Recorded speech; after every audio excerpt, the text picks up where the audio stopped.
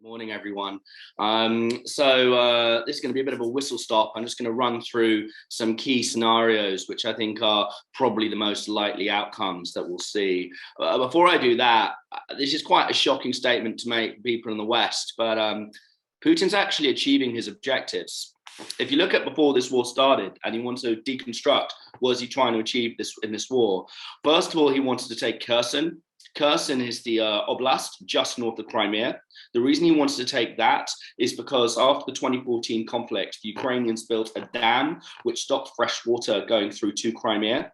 So what you saw happen was in the first days of the war, that dam was destroyed. And with that, the Russians were able to get water flowing right the way through to Crimea again. And that's what they're working on at the moment. That was their first objective, done. Their second objective is to secure the Sea of Azov, which is the closed sea, which is east of Crimea. And that means taking all the key cities from Mariupol, Melitopol, all of those, basically done. I mean, pretty much done, let's be honest. So objective 2 is done. Then he wanted to take the eastern borders, that's Luhansk, Donetsk, Kharkiv, flattening them. You know, they can't hold out much longer, let's be honest. They are going down. There's and especially now that Kherson is taken, that's one of the key resupply lines through to the east of Ukraine taken as well. It's very, very difficult now for the Ukrainian army to resupply on the eastern side. The next one is then Odessa. And that means then the Russians get total control of the coastline. Well, guess what? If you look at the news at the moment, they're now bombarding Odessa. And then finally, there's Kiev. And once you take Kiev, it's basically game over anyway. So if you say those are 5 objectives, 3 are basically done and the remaining 2 are in progress.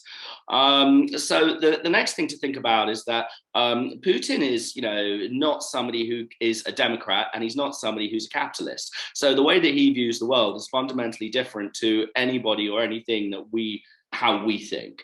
So for him, he will take all the hits, all the sanctions, all the blockades, this, that, and the other. He doesn't care because what he thinks about is land and resources. Now, what people may not realize is that Ukraine, in terms of resources, is so rich. I mean, for example, the Ukraine has almost as much natural gas as Norway. For example, it has so many resources, like it's one of the top countries in the world in lithium, which is for batteries, etc. So it's a resource monster. So if Russia takes the Ukraine, it becomes such a resource monster that they can literally blow raspberries at the West and say, well, we're going to do business with someone, because let's not forget the Chinese and the Indians are both resource poor nations and they will be buyers. So let's understand, he's looking at it saying, well, the West, whatever, we'll just do business with people who want to do business with us. And if we take a hit in the short term, so be it. So he's also got complete control of the domestic narrative. So when you're looking at it, he remains very popular. About 70% of people in Russia only consume state media. The minority who are against him are either being locked up or they're leaving. And of the people who are there, there's actually like a general indignation. It's kind of like, why is the West being so annoying? Don't they understand we're Russia? And what, they don't want to sell to us? Okay, fine. Believe it or not, that's generally the consensus. It's crazy, I know, but that's actually how people are thinking there. So the first thing I'll say is with that, once we understand these base assumptions, there's no chance Putin's being deposed. People like in the West to talk about it, but it's a flight of fancy. It's not happening. So let's talk about plausible scenarios. Okay, I think, the first plausible scenario I want to talk about is what I'm going to call Fortress Russia. Fortress Russia is, he looks for a quick win. Now, horrible as it is to say, if we take the 1945 Japanese case study, when the Americans knew that to invade Japan would take years and would take immense resources, and what they did is they just nuked cities to force surrender.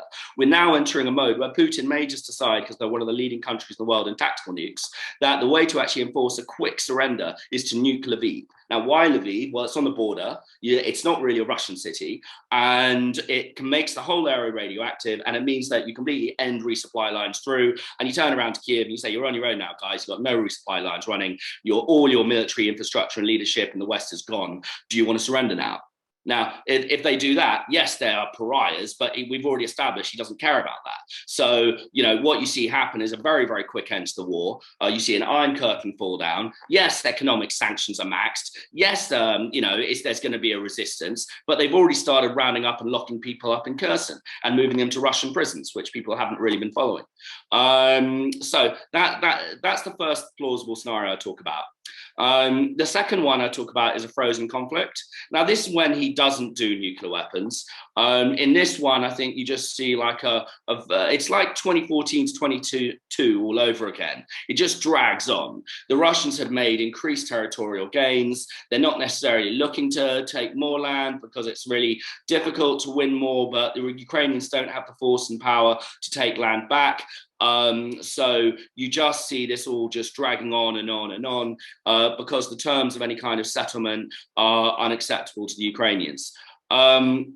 Then there's a third one, which is a negotiated settlement. Now, this is a negotiated settlement. Now, the Russians have put out their terms. So for people who aren't following, well, they've said, we want the Ukrainians to basically renounce any NATO membership, renounce a path to the EU, a Finlandization. So basically, we will be a neutral state, and to have Russian as the second language.